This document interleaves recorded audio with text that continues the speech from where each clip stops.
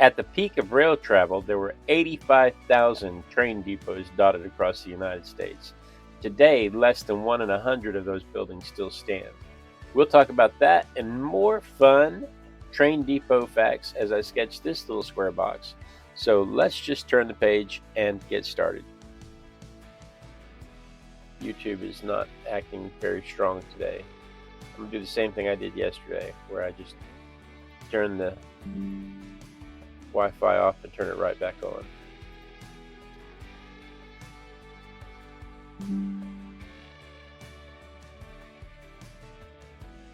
We may not get to. My Wi-Fi turned off. Really? Yeah.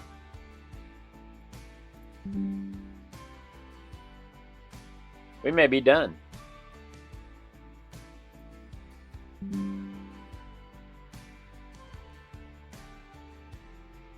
There we go. Let's see if that works. We may be done. We're connected. We're broadcasting. All right. There we go. Technical difficulties aside, hopefully we don't have any problems the rest of the way. Let's see here. Press Rick's buttons. But anyway, good morning. It is 5:30 in the morning on a Saturday morning. Hope everybody's morning is going well. 5:30 in the morning on Saturday mornings is when I like to do a little thing where I pull a random object from the random object randomographer, a toy from the toy box, and I draw it and we talk about it. And today's random object from the random object randomographer is a train depot. I struggle with perspective on toys because I want to add more depth. I always want to add more depth than what actually exists on the toy. And then when I try to scale it back,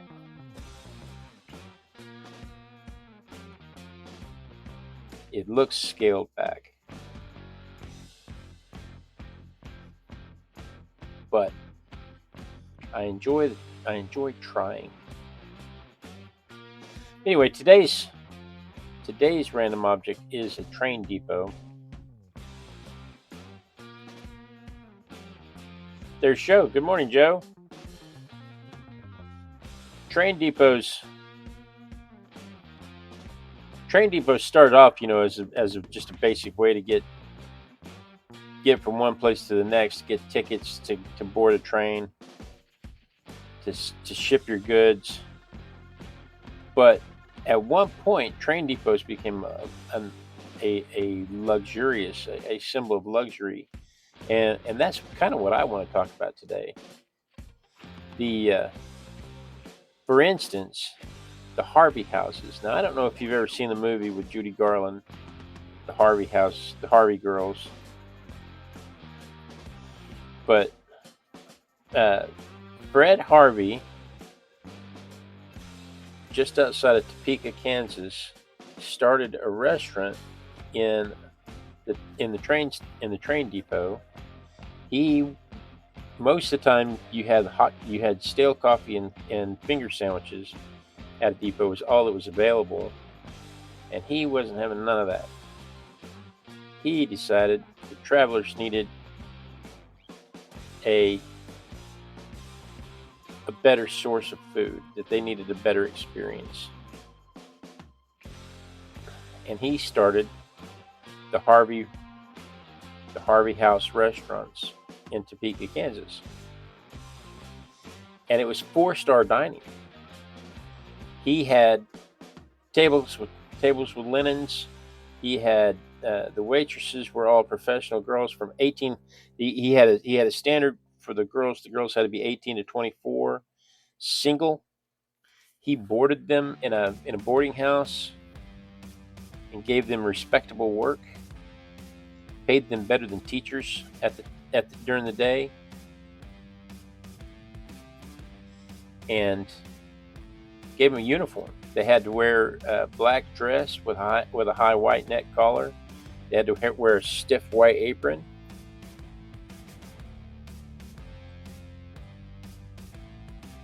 He had a standard set of rules for the girls.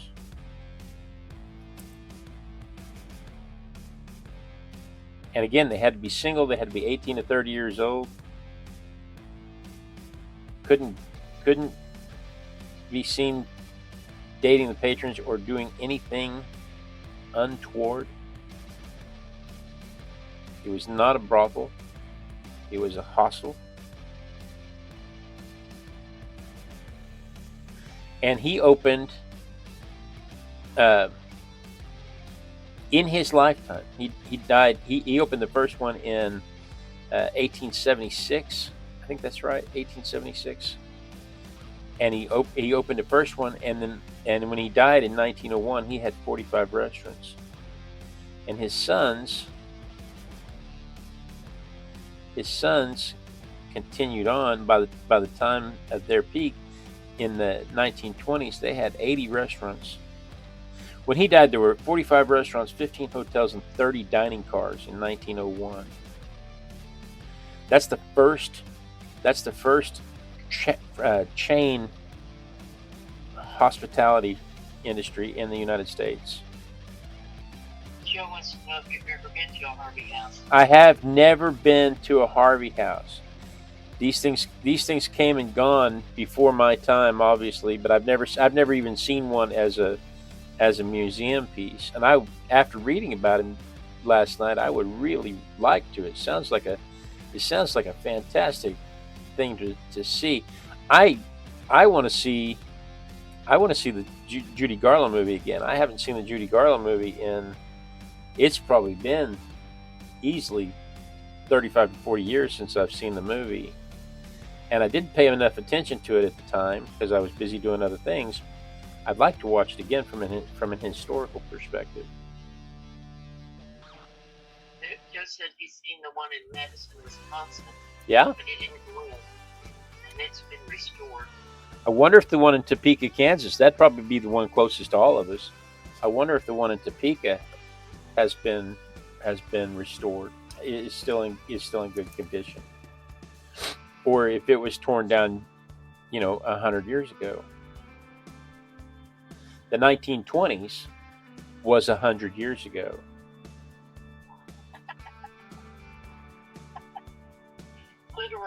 Literally. When I talk about 100 years ago, I'm thinking the 1800s, but the truth of the matter is the 1920s was literally 100 years ago.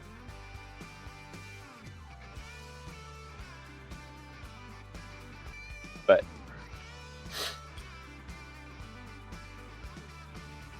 I would like to see one. I would like to see one fully restored. The last hotel was it? It seems like it was in Winslow, Arizona. The last hotel closed in Winslow, Arizona, I think in the 50s, and the last restaurant closed in 67.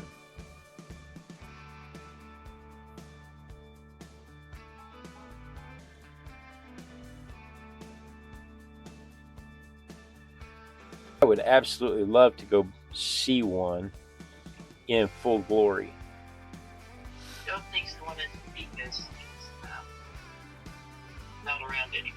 I don't doubt it. I don't doubt. He knows if the same people isn't there. Yeah, because these things were popular all along the Atchison, the Topeka, and the Santa Fe lines. I've never heard of the Atchison line. I'm not sure if I'm saying that right. I've never heard of that one.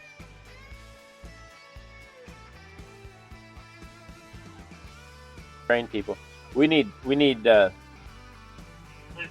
Luke. Hawaiian, is that Hawaiian Billy? We need Luke to come fill us in with all of the details.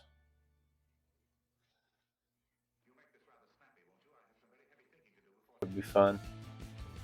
You haven't heard the Atchison? No. Oh. No, Except because it, because it didn't run through Chickasha. it ran through Shattuck. Yeah, but it didn't run through Chickasha. The only thing that ran through Chickasha was Santa Fe, and um, Amtrak ran through Chickasha. What was the other one? Lucas Waukee it's Whiskey Creek. Which, okay, I'm sorry. I get them. I get those. I don't see them often enough to remember.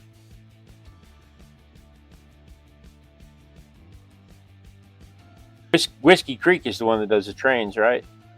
Yep. I'm sorry, Hawaiian Hillbilly.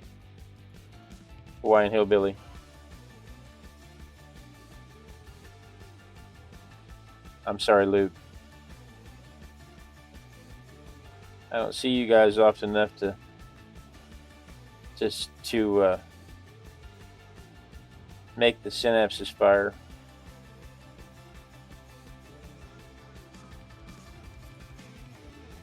Do.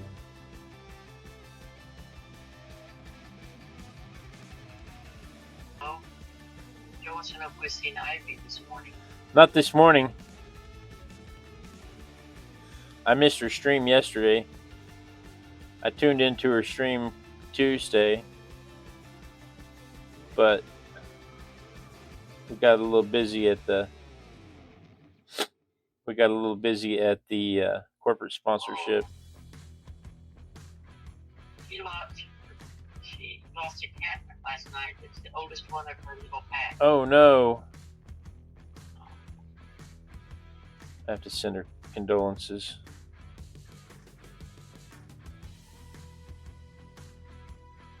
So, Rick and Pamela are probably familiar with the Atchison.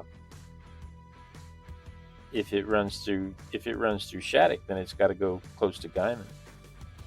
What was the other line besides Santa Fe that ran through Chickasha?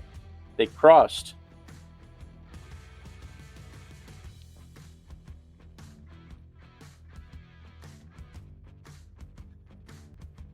In the early days, Ninnekah, the town that I graduated high school from, had a train station, and the farmers from all around the countryside would come, and they would load their goods up onto the train there in Ninnekah, my little hometown, and they would do their banking in town while they were there. They would do their grocery shopping in town while they were there. They would buy tractor parts and cars. They would do all of their commerce in town while they were loading their goods on the train. And then they moved the train station 30 miles north to Chickasha, 20 miles north to Chickasha, and it dried up my town. The town that I grew up in, in its heyday, had some 10,000 people in it, which for a little town in Oklahoma in the 20s and 30s is a lot. Rick said there's a train station in Goodwell, Kansas, and it has a restaurant called Rufino's. I wonder if it's one of the Harvey Houses restored to somebody else.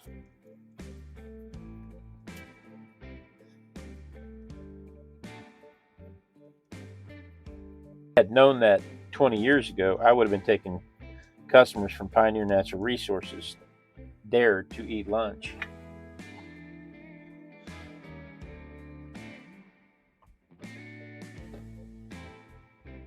But when the train station moved, the train station was the heart of all of those little towns.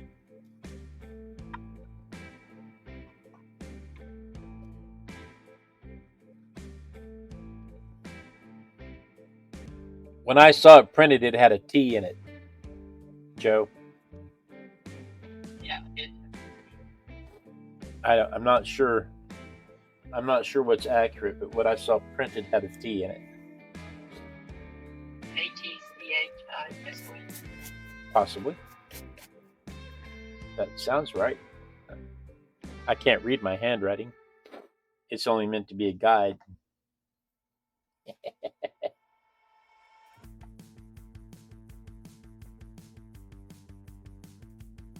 Union Pacific. That's the one. Union Pacific. The Santa Fe and the Union Pacific are the two that run through Chickasha.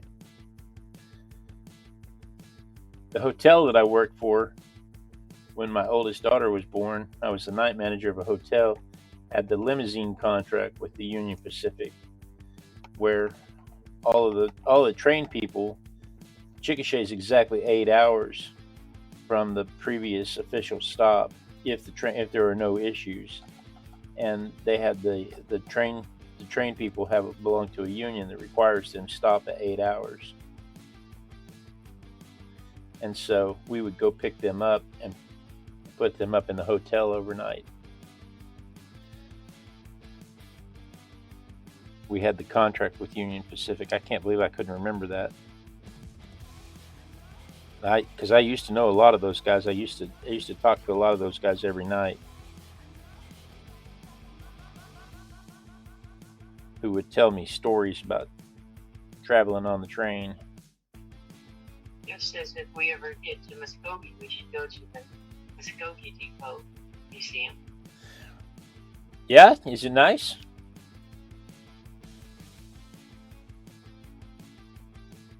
The Chickasha Depot, the one that supplanted the Nennecaw Depot, turned into the Antique Car Museum,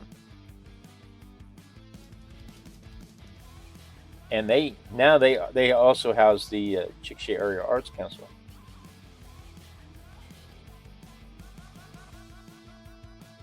Say Rock Island.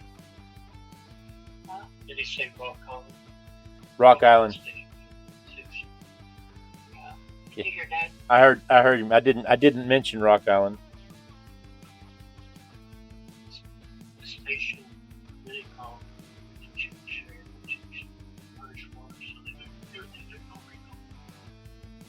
Oh, that was interesting. So the Chickasha, so the Chickasha wouldn't furnish water to the station, and so the station moved to El Reno.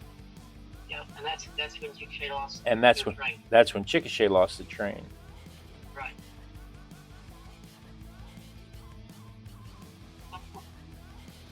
My dad's a history buff, and so am I. I picked that up from my father.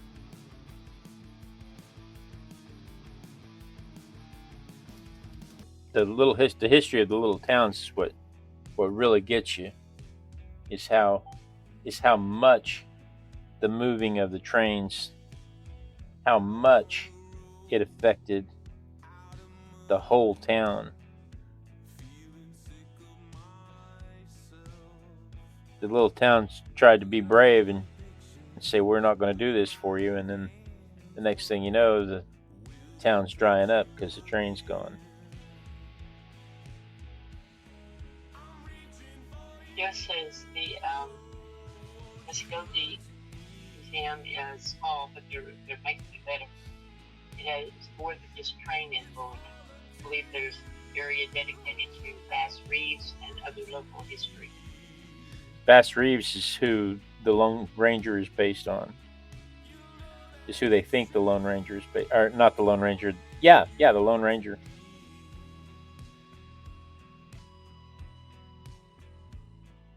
I think I read somewhere they're making a movie about his life.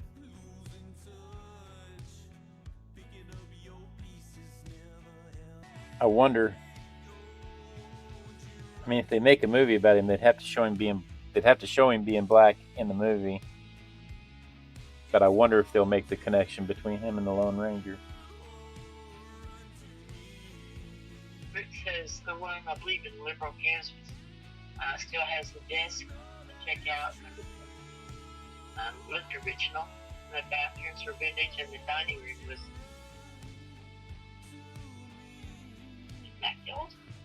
Immaculate.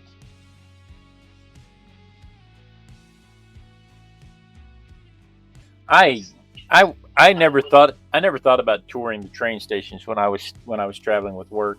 When I was traveling with work, it never occurred to me to stop in anywhere for tourism. until it was too late. I had already missed out on the opportunity. I the last year that I worked for the company in the position where I could travel, uh, I finally realized that I could stay an extra day and nobody would know the difference and nobody would care. And so I started staying an extra day and going seeing sights. And then the next year, COVID hit and they laid us all off. Let me dry this real quick and we'll come back with some color.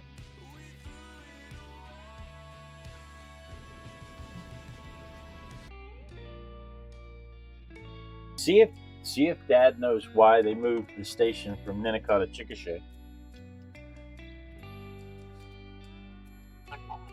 I never really knew why they did that.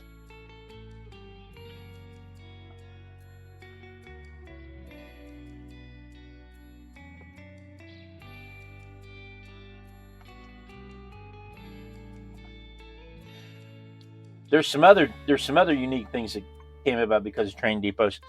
For instance, the red carpet treatment was started at the Grand Central Station for the guys going back and forth for the elites going back and forth from New York to Chicago.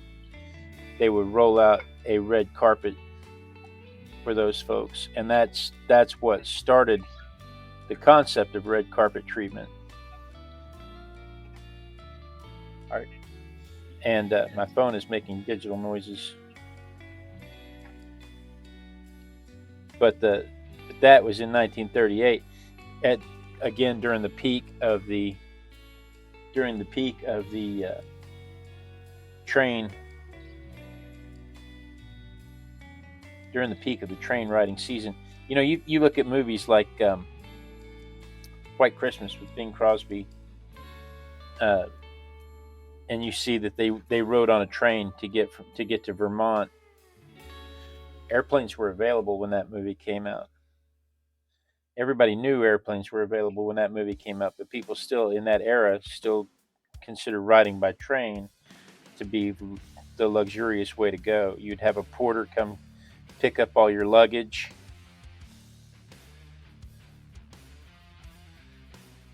Okay.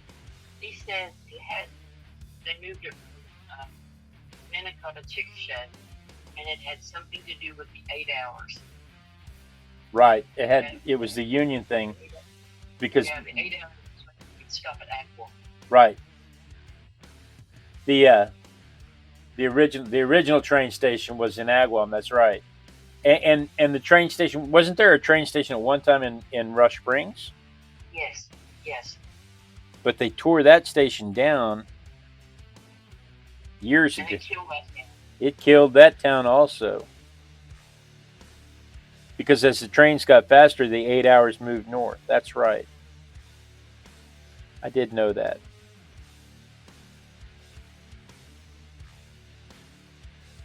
When they redid the train station and moved them everything, it killed the peanut plants and things, and there was another factory there. Dog And food. it just shut them down. The dog food factory.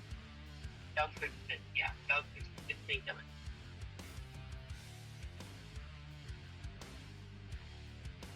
What led to the demise of Pet Milk and all that also in Chickasha was the train moving to El Reno I don't think so. because Pet Milk was still around in the 70s and 80s. I think they just ran their course. I think they were bought by somebody else, and they relocated. But it is funny to me how much of an influence the train stations had on the existence of these companies and these towns. In like I said this at the opening. There were 85,000 during the peak. There were 85,000 train stations dotting across the United States. Less than 1 in 10 of those remain. Amtrak only operates about 500 stations now. But less than 1 in 10 of those buildings still even remain because they were bulldozing them left and right for new projects. But you had communities come together for historical preservation, and that's because of Penn Station in New York. When they decided to when they decided to tear down Penn Station in New York, uh, New Yorkers went nuts because of the historical value, and they started to tear down Grand Central also. And in an effort to prevent that, they started the Historical Preservation Society. And one of the major leaders of the Historical Preservation Society was Jackie Onassis herself. She was kind of the face of the Preservation Society, and so she was able to help preserve Grand Central Station and many other stations across New York, and ultimately many historical sites around the nation. Rick says the Amtrak has a depot in Garden City that is still the original. The train stops there every couple of days. See, and there's a train depot in where's Two Frogs Restaurant? Just north of the Oklahoma-Texas border. It's not. It starts with an A. Ardmore. There's a train depot in Ardmore, tiny little train depot in Ardmore, and you can ride Amtrak from Houston to Dallas to Ardmore to Oklahoma City, and I think you can take that. I think you can take that cut over to Garden City. We'd have to go north to Kansas City, Missouri, and then we could go from Kansas City, Missouri. We could go anywhere in the United States because there's a major hub there. Let me try this real quick.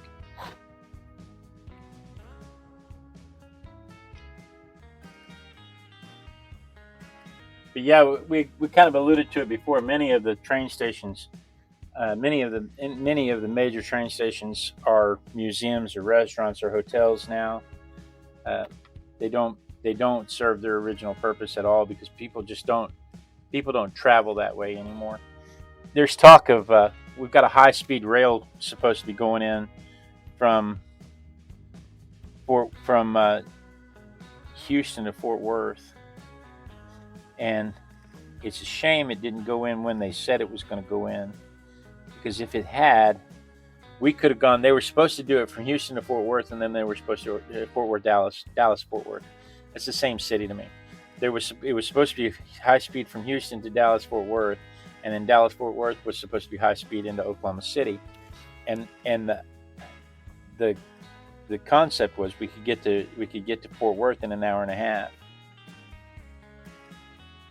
And if we could get to Fort Worth in an hour and a half, and then we could get to Oklahoma City in another hour and a half, we could have taken the train. We could have got on the train at 8 o'clock in the morning, been in Oklahoma City, where my wife's family is living. We could have been there by lunchtime. We could have had lunch with the family and hung out in the afternoon, and it would have been a day trip to go do holidays with them. You can do Dallas to Oklahoma City. Did they do a high speed from Dallas to Oklahoma City?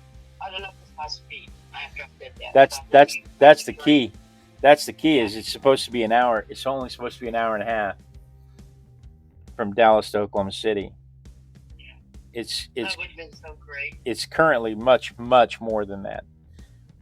The drive to Fort Worth is 4 hours, 5 hours.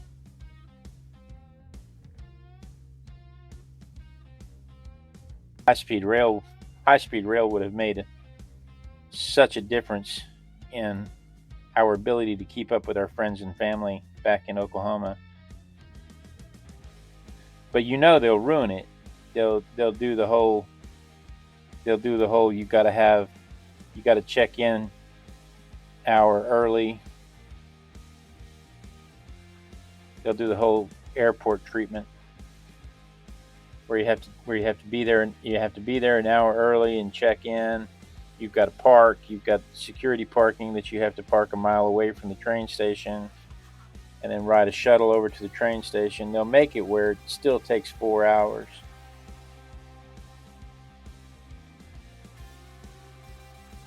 An hour and a half flight from Houston to Oklahoma City, but the airport is an hour and a half from my house because of traffic.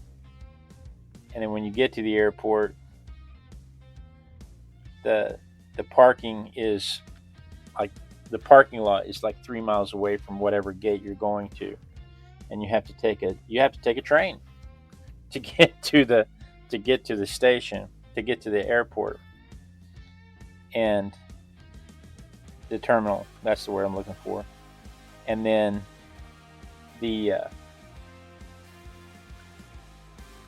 the terminal, you have to be, like I said, you have to be there an hour and a half early, and then you check in, you check your luggage in, you wait, your plane is late, the whole works.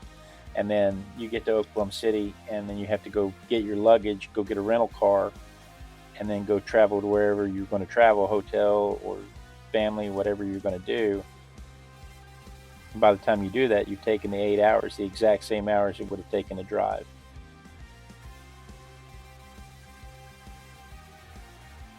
So my philosophy is if it's within 8 hours of drive, you're better off just driving it, which is probably what happened to train stations. By the time cars came around and trucking and personal vehicles came around, when everybody was on horse and buggy, when everybody was on Model Ts, when everybody was messing around with slower vehicles, the train was still the fastest, more luxurious way to go. But today, by the time you deal with all that stuff, you're faster just to get in your car and go where you want to go. And that's obviously what killed these kinds of things. Trucking companies decided that it was more efficient just to put a load on a truck and drive off than it was to wait for the train station, and that was the demise. Why we're down from 85,000 to less than 500 train depots around the country. Anyway, cool stuff. But I would love to jump on the train and go to. Why is that still rotating when I said stop? That's weird. Okay, I would love to jump on a train and be in Oklahoma City in 3 hours. That would be awesome. I'd like to be able to fly in the hour and a half that it says. If I could just roll up to the airport, run inside, get on my plane, and fly like we used to be able to do in the 80s and 90s. I remember when you could just run into the airport and do that. But here we are. So, guys, this is my version of the train depot compared to the camera, compared to the photograph. Let me show it to you from my perspective. Hang on a minute, I gotta finish this part.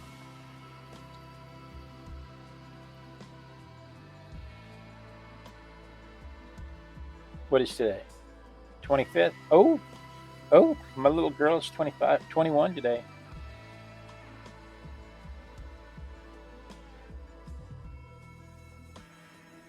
"21 years old today."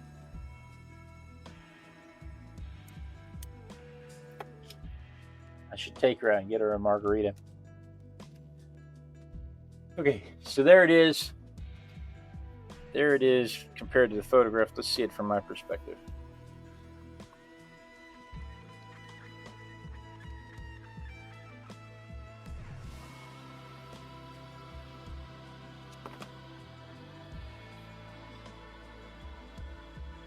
There it is from my perspective.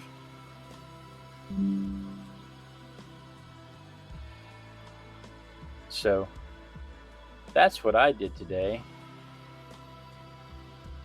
Joe said his daughter turned 31 just 2 days ago. Rick and Pamela just had a birthday just a couple of days ago also. What do we have tomorrow? Tomorrow, let's see. The Katy Railroad went through many towns in the Panhandle, and it went away in the 60s. Thanks, Joe. Rick's telling us about the Katy Railroad. Joe said it was a very nice depot. Thank you. Let's see what we have going on for tomorrow. Oh, Uh-oh. It's a rabbit. I'm not sure what kind of rabbit it is. I remember looking it up, but I mean, I remember looking it up. Tomorrow we'll know exactly what kind of rabbit it is. You know what? It's not like it's not like we don't have time. Let's go find out. If you already know, place your bets as to what kind of rabbit it is. Let's just see. Let's just see what Toymani says it is. I looked it up and I knew, but it was only briefly. Let's just see here. Scroll, scroll, scroll. The one thing I don't like about Toymani, their models are amazing. They're beautiful. They've got all kinds of detail on them. But they don't stamp them with what they are, and their website, you just have to scroll through everything they have to find it. You can't just click on the rabbit collection and see, because that's what I bought, was the rabbit collection. You can't just click on the rabbit collection and see what each rabbit is.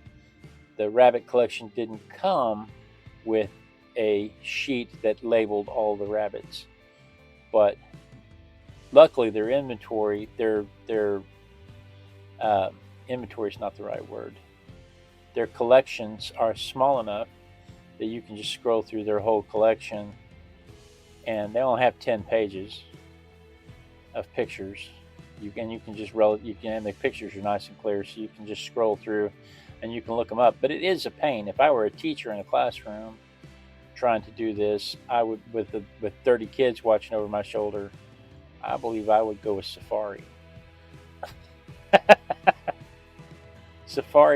Safari's models are just as nice, if not nicer, but they're stamped with what they are. You guys probably already figured out what kind of rabbit it is. Yeah, I probably could have just used the Google Images search and seen exactly what it was super fast. There it is. It's an Angora. Wow. Yeah, Joe said it right off the bat. It's an Angora. That's funny. That's funny. Joe recognized it as an Angora right off the bat. So yeah, so there we have an Angora rabbit. We'll talk about that and more fun rabbit facts tomorrow morning at 5:30 a.m. Texas time while we sketch this little hopper. So you're going to want to set your notification bell for that. Joe said he saw a rabbit yesterday and never seen before called a lion head. I drew a lion head a couple of weeks ago. Yeah, I drew one a couple of weeks ago. Pretty neat. He says that's the only grayish, fluffy one that he knows. Furry. Ah. All right. Well, guys, thank you so much for joining us. I really do appreciate it. I do look forward to this every day when I get to art with my besties. It is my favorite time of the day. I truly run down here to be with you guys every morning and do this. It holds me accountable to my art practice, and it's often the only art I get to do in a day. Hopefully, it inspires you to spend 20 to 30 minutes a day practicing every day, whatever it is that you love to do also. Be sure and tune in tomorrow. Same Artistic Biker time, same Artistic Biker channel. And then we dance. We dance until somebody says they see me dancing, because when they see me dancing, I will know that the lag has caught up to the stream, and I will know that I won't be cut off mid-sentence. Everybody gets a chance to click the clicky thingy so that you can watch another fantastic video just like this one. Everybody gets a chance to say hello and goodbye to each other and ask any questions that they may have. But the most important thing is that I don't get cut off mid-sentence, because being cut off mid-sentence is